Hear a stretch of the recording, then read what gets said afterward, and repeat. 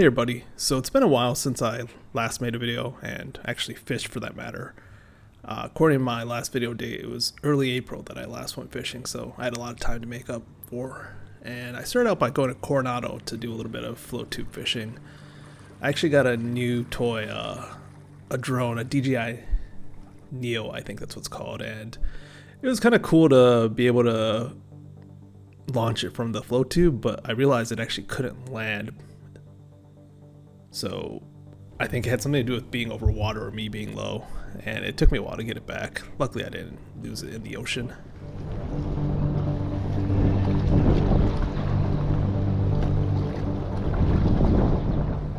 So it was actually really slow for the first 2 hours, and it wasn't until I switched to a Liberace clouser tied by DT2 that I got my first hit. It was actually on the first cast after I switched, so I was pretty stoked about that.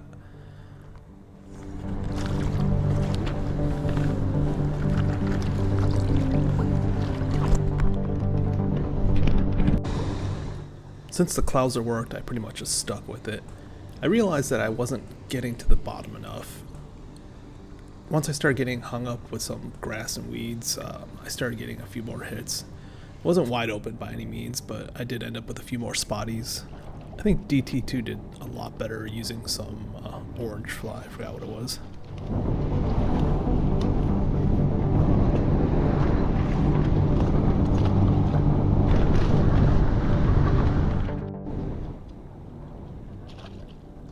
So this last fish actually, well not this one, but this one right here, this one I was just pulling my fly up to start casting and then something hit it.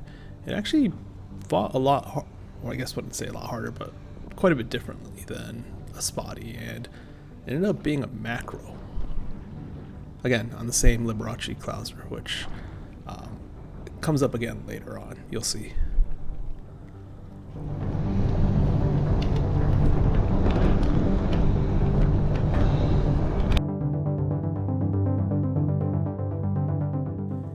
So eventually I noticed I had a leak in the outer tube again. If you remember from my Crowley video, that was the same one, and you can see the wrinkles in this tube right here. Eventually I kicked myself back, and to be honest I'm getting kind of sick of this tube, so I might just get a kayak. We'll see. Had dinner at Bafang, which is excellent if you've never had it. Really good Taiwanese dumplings.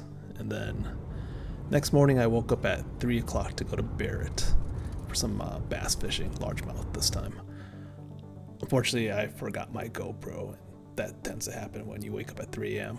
But I did use my cell phone to get some footage at the risk of dropping it in a murky, dirty reservoir, but had to get something for this clip, so there you go. You notice it's the same Liberace clouser as well, so 3 species in 2 days. This chunky guy came out a game changer, but I think this might be my biggest bass and Barrett so far. So day 3 I had to wake up early again, but this time it was to drive 4 hours up to the Sierra Nevadas. You'll recognize this trail from my previous years and videos. I come here a lot, and I used it again as a gear check trip for a much longer trip next month, so stay tuned for it. I was pretty happy to see that the flows were perfect, best I've seen it, not too fast, not too slow, and the fish were pretty active. Once I set up my tent, I headed on out and started out with my 4-weight bamboo rod. I know bamboo is kind of a niche thing, but it's actually pretty fun to use, especially on small creeks like this.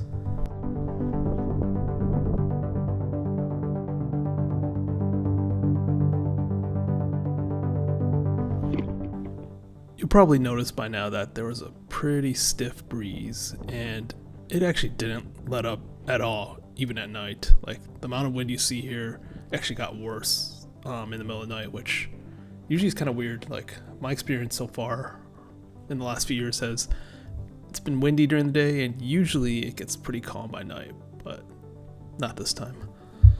Anyway, so that actually made it pretty fun and challenging to just try to drop flies into like these 1 foot, 2 foot type windows, and if you put the fly in there, generally there would be something there to take it.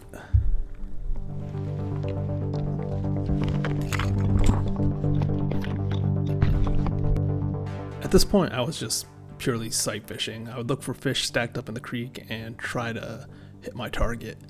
And each time it came together, you felt like a champ because the wind was blowing, the targets were small, and you just felt awesome when you hooked up.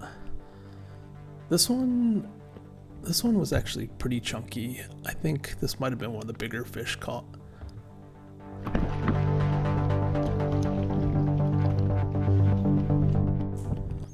At this point, vibes were running high, so was my confidence, so decided to switch to Tenkara. And that was just a stupid idea. With the wind and my lack of Tenkara skills, I just couldn't hit the target. Kept on hitting bushes, the grass, and basically not hitting the water. So that didn't last too long. Actually, it lasted an hour, but that was an hour way too long. Decided to take a break and check out the views, and then went back to my fly rod.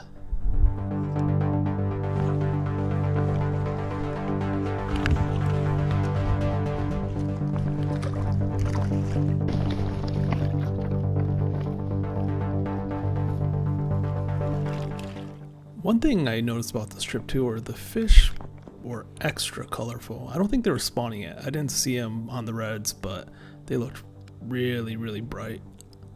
I also lost my nippers, so ended up having to use my pocket knife, which luckily was sharp. After a while, decided to go back to Tenkara, and this time I was a little more selective on the pools I casted at, and also I was upwind, so made it a little bit easier, and I eventually got some fish on Tenkara.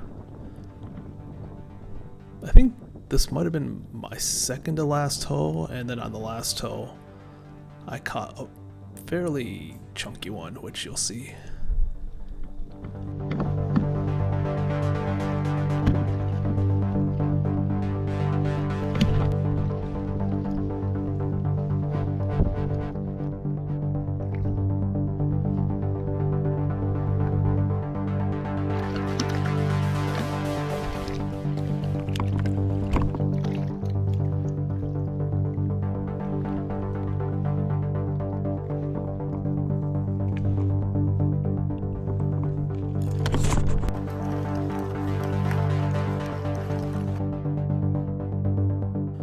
So I've been trying to eat non-mountain high type food. So this one was curry on bamboo mushroom rice with chicken. Like I said, it was super windy at night. Didn't sleep super well, but enough for me to get up and try my luck at Tenkara one last time before heading out. Thought the wind would be dead in the morning, but like I said, it never really died down. So I just hit one hole by the campsite. Caught actually quite a few fish out of this hole. It was one of the deeper ones that I saw in the creek this time around. Anyways, I think that wraps up my 3-day fish-a-thon, and thanks for watching, and subscribe for my next trip. Like I said, I have a few good ones coming up.